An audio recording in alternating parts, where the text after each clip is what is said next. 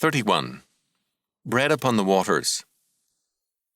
One of the more beautiful verses of Scripture reads, "Cast thy bread upon the waters, for thou shalt find it after many days." Ecclesiastes 11:1. To some people, the meaning is a mystery, but to many farmers it has always been clear and telling. The bread cast upon the waters was rice, the farmer's remaining store of grain, which he sowed in order to reap a harvest.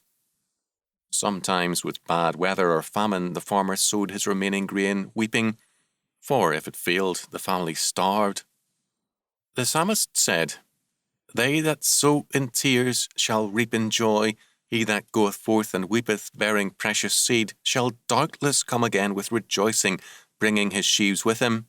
Psalm 126, 5 and 6. The meaning drawn from this by the psalmist and by Solomon is clear-cut.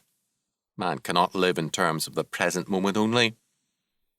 The pagan attitude, "Eat, drink, and be merry, for tomorrow we shall die," is ungodly. It is destructive of men and nations.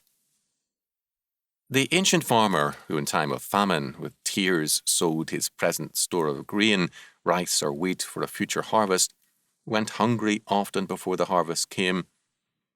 We have some vivid pictures from old records of the gnawing hunger of weeping children and of weary farmers as they waited for a harvest which meant life or death.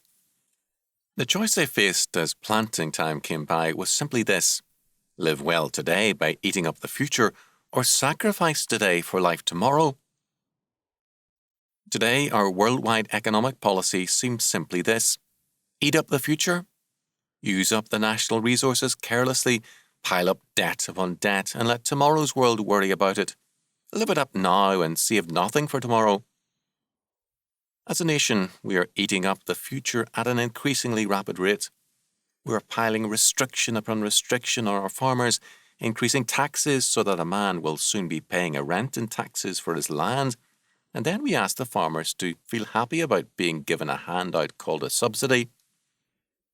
Good soil and good farmers are any nation's first and best natural resource.